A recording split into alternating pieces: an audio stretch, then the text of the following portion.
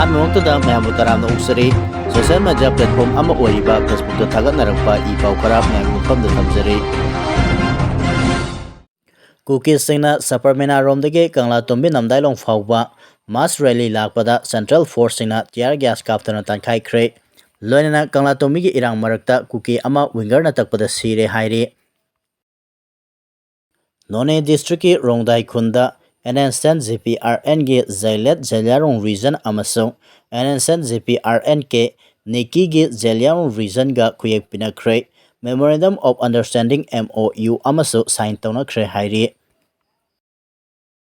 ꯂꯝꯕꯤ ꯊꯤꯡꯂꯝꯕꯁꯤꯡ tear gas ꯀꯥꯞꯇꯨꯅ ꯇꯥꯟꯈꯥꯏꯈ꯭ꯔꯦ꯫ ꯃꯤꯆꯝ ꯀꯌꯥ ꯁꯣꯛꯂꯦ꯫ ꯃꯤꯌꯥꯝꯒꯤ ꯋꯥꯀꯠ ꯇꯥꯕꯤꯗꯅ ꯅꯣꯡꯁꯨꯝꯗ ꯂꯩꯔꯝꯕ ꯄꯥꯝꯕꯩꯅ ꯂꯨꯆꯤꯡꯕ UNLF MPAꯒꯤ ꯀꯥꯡꯕꯨ ꯄꯨꯊꯣꯛꯈ꯭ꯔꯦ꯫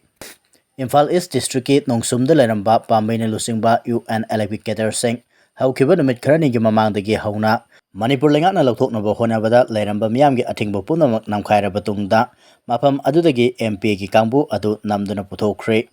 ꯃꯥꯏꯀꯩ ꯑꯗꯣꯝꯒꯤ ꯃꯤꯌꯥꯝꯅ ꯁꯦꯟꯇ꯭ꯔꯦꯜ ꯐꯣꯔꯁꯁꯤꯡ ꯑꯃꯁꯨꯡ ꯁ꯭ꯇꯦꯠ ꯐꯣꯔꯁꯁꯤꯡꯅ ꯃꯈꯣꯏꯕꯨ ꯀꯨꯀꯤꯒꯤ ꯃꯈꯨꯠꯇꯒꯤ ꯀꯟꯕꯤꯒꯅꯤ ꯍꯥꯏꯕꯒꯤ ꯊꯥꯖꯕ ꯑꯃꯠꯇ ꯂꯩꯇꯕꯅ ꯃꯔꯝ ꯑꯣꯏꯔꯒ ꯄꯥꯝꯕꯩꯅ ꯂꯨꯆꯤꯡꯕ UNLFꯀꯤ ꯀꯥꯡꯕꯨ ꯑꯗꯨ ꯃꯐꯝ ꯑꯗꯨꯗꯒꯤ ꯄꯨꯊꯣꯛꯈꯤꯗꯅꯕ ꯌꯥꯝꯅ ꯀꯟꯅ ꯄ꯭ꯔꯣꯇꯦꯁ ꯇꯧꯗꯨꯅ ꯂꯥꯛꯈꯤꯕꯅꯤ꯫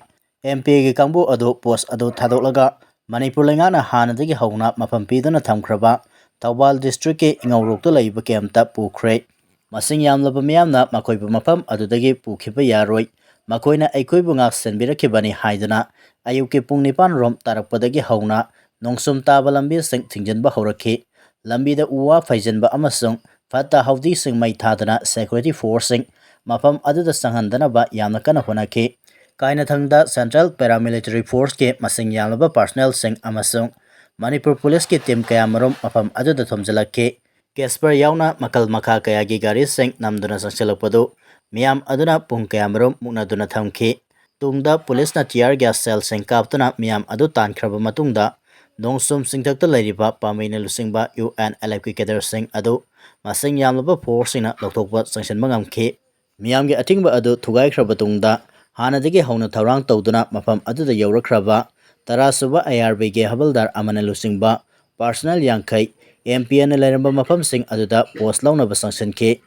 ꯅꯨꯃꯤꯠ ꯌꯨꯡꯕ ꯃꯇꯨꯡꯗꯒꯤꯗꯤ UNLFꯀꯤ ꯀꯦꯗꯔꯁꯤꯡ ꯑꯗꯨ ꯃꯈꯣꯡꯅ ꯄꯨꯂꯤꯁ ꯄꯥꯔꯁꯣꯅꯦꯜꯁꯤꯡꯒ ꯂꯣꯏꯅꯅ ꯃꯤꯌꯥꯝꯅ ꯂꯝꯕꯤ ꯊꯤꯡꯗꯨꯅ ꯃꯈꯣꯏꯕꯨ ꯆꯠꯈꯤꯕ ꯌꯥꯔꯣꯏ ꯍꯥꯏꯗꯨꯅ ꯂꯩꯔꯤꯕꯃꯐꯝ ꯑꯗꯨ ꯐꯥꯎꯕ ꯂꯥꯛꯈꯤ꯫ UNLFꯀꯤ ꯀꯦꯗꯔꯁꯤꯡ ꯑꯗꯨ ꯈꯔꯅ ꯈꯣꯡꯅ ꯆꯠꯆꯔꯒꯁꯨ ꯑꯌꯥꯝꯕꯗꯤ ꯇꯣꯉꯥꯟ ꯇꯣꯉꯥꯟꯕ ꯒꯥꯔꯤꯁꯤꯡꯗ ꯃꯈꯣꯏꯅ ꯁꯤꯖꯤꯟꯅꯕ ꯈꯨꯠꯁꯨ ꯈꯨꯠꯂꯥꯏꯁꯤꯡꯒ ꯂꯣꯏꯅꯅ ꯃꯤꯂꯤꯇꯔꯤꯒꯤ ꯌꯨꯅꯤꯐꯣꯔꯝ ꯁꯦꯠꯇꯨꯅ ꯊꯣꯛꯅꯔꯛꯈꯤ꯫ ꯃꯈꯣꯏꯅ ꯊꯣꯔꯛꯄꯗꯁꯨ ꯃꯤꯌꯥꯝ ꯑꯗꯨ ꯂꯝꯕꯤ ꯊꯤꯡꯖꯤꯜꯂꯒ ꯆꯠꯄ ꯌꯥꯔꯣꯏ ꯍꯥꯏꯅ ꯑꯃꯨꯛꯀꯁꯨ ꯊꯤꯡꯈꯤ꯫ ꯃꯐꯝ ꯑꯗꯨꯗ ꯃꯤꯌꯥꯝꯒ ꯁꯦꯀ꯭ꯌꯨꯔꯤꯇꯤ ꯐꯣꯔꯁꯁꯤꯡꯒ ꯃꯨꯛꯅꯔꯛꯈꯤ꯫ ꯃꯤꯌꯥꯝꯅꯁꯨ ꯁꯦꯀ꯭ꯌꯨꯔꯤꯇꯤ ꯐꯣꯔꯁ ꯇꯝꯅ ꯅꯨꯡꯅ ꯊꯥꯔꯛꯈꯤ꯫ ꯑꯗꯨꯒ ꯁꯦꯀ꯭ꯌꯨꯔꯤꯇꯤ ꯐꯣꯔꯁꯁꯤꯡꯅꯁꯨ ꯇꯤꯌꯥꯔ ꯒ꯭ꯌꯥꯁ ꯁꯦꯜ ꯀꯌꯥꯃꯔꯨꯝ ꯀꯥꯞꯈꯤ꯫ ꯍꯟꯖꯤꯟ ꯍꯟꯖꯤꯟꯅ ꯇꯤꯌꯥꯔ ꯒ꯭ꯌꯥꯁ ꯁꯦꯜꯁꯤꯡ ꯀꯥꯞꯄꯗꯒꯤ ꯑꯍꯜ ꯑꯣꯏꯔꯕꯤ ꯅꯨꯄꯤ 4 ꯋꯥꯟꯊꯗꯨꯅ ꯂꯥꯛꯅꯈꯤ꯫ ꯑꯁꯣꯛ ꯑꯄꯟꯁꯨ ꯌꯥꯎꯈꯤ꯫ ꯇꯨꯡꯗ ꯁꯦꯀ꯭ꯌꯨꯔꯤꯇꯤ ꯐꯣꯔꯁꯁꯤꯡ ꯑꯗꯨꯅ MPAꯒꯤ ꯀꯥꯡꯕꯨ ꯑꯗꯨ ꯃꯐꯝ ꯑꯗꯨꯗꯒꯤ ꯄꯨꯊꯣꯛꯈꯤꯕꯅꯤ ꯍꯥꯏꯔꯤ꯫ ꯖꯤꯔꯤꯕꯥꯝ ꯄꯨꯂꯤꯁꯅ ꯅꯟ ꯃꯅꯤꯄꯨꯔꯤ 2ꯗꯒꯤ ꯀꯥꯅꯤ KG 5.13 ꯐꯥꯔꯦ꯫ ꯖꯤꯔꯤꯕꯥꯝ ꯄꯨꯂꯤꯁ ꯁ꯭ꯇꯦꯁꯟꯅ ꯉꯔꯥꯡ ꯅꯨꯃꯤꯗꯥꯡ ꯄꯨꯡ 9:15 ꯇꯥꯕꯗ ꯃꯅꯤꯄꯨꯔꯗꯒꯤ ꯃꯄꯥꯟ ꯂꯝꯗ ꯄꯨꯊꯣꯛꯅꯕ ꯍꯣꯠꯅꯔꯝꯕ Hyundai i20 ꯀꯥꯔ ꯊꯧꯗꯨꯅ ꯂꯥꯛꯄ ꯔꯥꯖꯁꯊꯥꯟ ꯃꯆꯥ 2ꯗꯒꯤ ꯀꯥꯅꯤ KG 5.195 ꯀꯣꯟꯅꯅ ꯐꯥꯒꯠꯂꯦ꯫ ꯌꯥꯝꯂꯕ ꯀꯥꯅꯤꯁꯤꯡ ꯑꯗꯨ ꯀꯗꯥꯏꯗꯒꯤ ꯀꯝꯗꯧꯅ ꯄꯨꯔꯛꯄꯅꯣ ꯍꯥꯏꯅ ꯃꯈꯣꯏ ꯑꯅꯤꯗ ꯋꯥꯍꯪ ꯄꯥꯎꯍꯪ ꯆꯠꯊꯔꯕ ꯇꯨꯡꯗ ꯕꯤꯁꯅꯨꯄꯨꯔ ꯗꯤꯁꯇ꯭ꯔꯤꯛ ꯄꯨꯂꯤꯁꯀꯤ ꯇꯦꯡꯕꯥꯡꯒ ꯂꯣꯏꯅꯅ ꯊꯥꯡꯒ ꯈꯨꯟꯖꯦꯝ ꯂꯩꯀꯥꯏꯗꯒꯤ ꯃꯦꯘꯆꯟꯗ꯭ꯔ ꯀꯧꯕ ꯃꯤꯑꯣꯏ ꯑꯃꯁꯨ ꯐꯥꯔꯦ꯫ ꯉꯔꯥꯡ ꯅꯨꯃꯤꯗꯥꯡ ꯖꯤꯔꯤꯕꯥꯝ ꯗꯤꯁꯇ꯭ꯔꯤꯛ ꯄꯨꯂꯤꯁꯀꯤ additional SP law and order ꯑꯃꯁꯨꯡ ꯁ꯭ꯄꯦꯁꯤꯑꯦꯜ ꯃꯣꯕꯥꯏꯜ ꯄꯦꯇ꯭ꯔꯣꯜ ꯌꯨꯅꯤꯠꯀꯤ ꯇꯤꯝ ꯑꯃꯅ ꯏꯝꯐꯥꯜ ꯔꯣꯝꯗꯒꯤ ꯊꯧꯔꯛꯄ Hyundai i20 registration number GJ27BL0847 ꯑꯣꯏꯕ ꯀꯥꯔ ꯑꯃ ꯆꯦꯛ ꯇꯧꯕꯗ ꯄꯦꯀꯦꯠ 5 ꯊꯣꯛꯅ ꯌꯣꯝꯗꯨꯅ ꯄꯨꯔꯛꯄ KG 5.195 ꯂꯨꯝꯕ ꯀꯥꯅꯤꯁꯤꯡ ꯑꯗꯨ ꯐꯥꯒꯠꯄ ꯉꯝꯈꯤꯕꯅꯤ꯫ ꯐꯥꯒꯠꯂꯕ ꯃꯤꯑꯣꯏꯁꯤꯡ ꯑꯗꯨꯗꯤ ꯔꯥꯖꯁꯊꯥꯟꯒꯤ ꯄ꯭ꯔꯇꯥꯞꯒꯔ ꯗꯤꯁꯇ꯭ꯔꯤꯛꯀꯤ ꯁꯟꯁꯥꯏꯗꯒꯤ ꯙꯅꯔꯥꯖ ꯄ꯭ꯔꯖꯥꯄꯠ ꯆꯍꯤ 43 ꯑꯄꯣꯛꯄ ꯀꯆꯔꯨ ꯂꯥꯜ ꯑꯃꯁꯨꯡ ꯔꯥꯖꯁꯊꯥꯟꯒꯤ ꯖꯂꯣꯔ ꯗꯤꯁꯇ꯭ꯔꯤꯛꯀꯤ ꯗꯋꯥꯜꯗꯒꯤ ꯕꯨꯙꯥꯔꯥꯝ ꯆꯍꯤ 34 ꯑꯄꯣꯛꯄ ꯅꯩꯅꯥ ꯔꯥꯝ ꯀꯧꯏ꯫ ꯃꯈꯣꯏꯗꯒꯤ ꯃꯣꯕꯥꯏꯜ ꯍꯦꯟꯗꯁꯦꯠ ꯑꯃꯁꯨꯡ ꯁꯦꯜ ꯈꯔꯁꯨ ꯐꯥꯒꯠꯄ ꯉꯝꯂꯦ ꯍꯥꯏꯔꯤ꯫ ꯑꯏꯪ ꯑꯁꯥꯒꯤ ꯈꯜ ꯀꯥꯏꯊꯔꯛꯄꯒꯤ ꯆꯩꯊꯦꯡ ꯃꯅꯤꯄꯨꯔꯒꯤ ꯃꯤꯌꯥꯝꯅ ꯐꯪꯂꯤ꯫ ꯀꯨꯝꯒꯤ ꯅꯣꯡ ꯂꯥꯛꯈꯤꯗꯕꯅ ꯃꯔꯝ ꯑꯣꯏꯔꯒ ꯃꯅꯤꯄꯨꯔꯒꯤ ꯂꯧꯐꯝ ꯆꯥꯗ 40ꯒꯤ ꯆꯥꯡꯗ ꯂꯧ ꯄꯥꯟꯕ ꯌꯥꯗ꯭ꯔꯦ꯫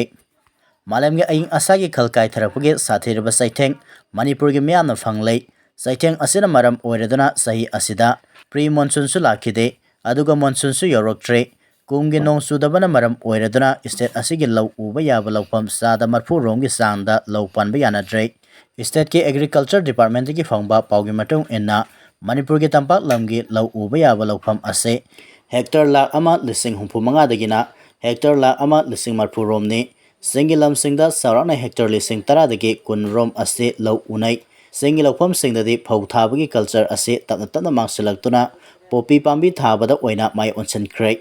Tampak lamgi lawpam sada kun romdi ithai lawkong phaba mafam oiba amasung surakliba nonggi maram sumbana law panba honakhre. Laiba asida super El Nino gi saitheng ama mayoknagani haina yamna kanna scientist sina phongdokhiba laikhrabani. Saitheng ase nong yamna kanna suba mafam yawgani aduga kharadana nong suroi law panbada khudong sadaba mayoknagani haina phawba phongdokhrabani. Imphal da phongba pause kharadasu maru oiba paw oina phongkhiba laikhrabani. Aduba Manipur lengakna nonglikna suragasu law panba yanana bathabak thoramde ama phawba paikhatpu ude. Maramaduna Imphal amasung Greater Imphal gi area dadi labuki pibam ase law uba yararoi matau oina pungkang kanglaga lay mafam kharadana tempak laitung ngakta ngaire. Law panabagi damak matam amada lawmisingda lairamba wakalon sing adusu haujikti tapna tapna mangsilakli. Lawkhongda ising sende lawukte ising laite haiba uragasu kadaidagi kamdauna ising singlaga law panba yagadage haibage wakalonsu lawmisingda yamna lapna laibadawna tawri. Ising marik amata laitaba lawphom sing aduda urea yenbagi thabakti tawri. Aduba lawmisingna haujik pamlibadi ising laiba mafamdagi ising singsanbiraga law uzabaduni. Department of Environment and Climate Change tagi phangba nongjugi sangna hai sahi asige January thada nongmari ama phawba sukide.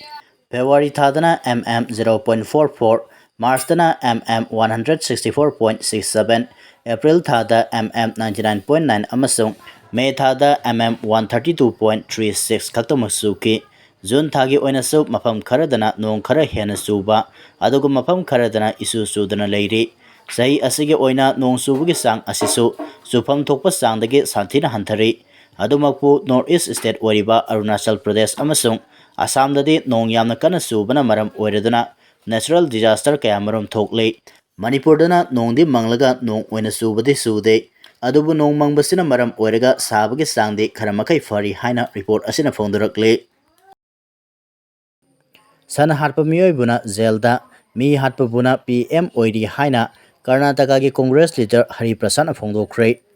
Laiba asigi Prime Minister Narendra Modi bu nakoinana target tauradana Karnataka ki Congress President VK Hari Prasad na laiba asida san hatpa miyoi buna zelda thamli aduga mi hatpa buna Prime Minister natraga Chief Minister oiri hana phongdokhre. Wafam ase Mahisurda Congress with you towards protecting your vote haina mingthonduna Election Commission of India na paikhaliba Special Intensive Revision gi matangda Miyamda awareness pinabagi dama Congress na sinduna pangthokhiba mifam amada saruk yaraduna BK Hari Prasad na phongdokhibane. Thauramadu BK Hari Prasad hai laiba asibo Mahatma Gandhi ki politics natraga Mahatma Gandhi bu assassinate tawkhiba Godse gi wakalon ani gi marakta miyamna ama khanbagi matam oire.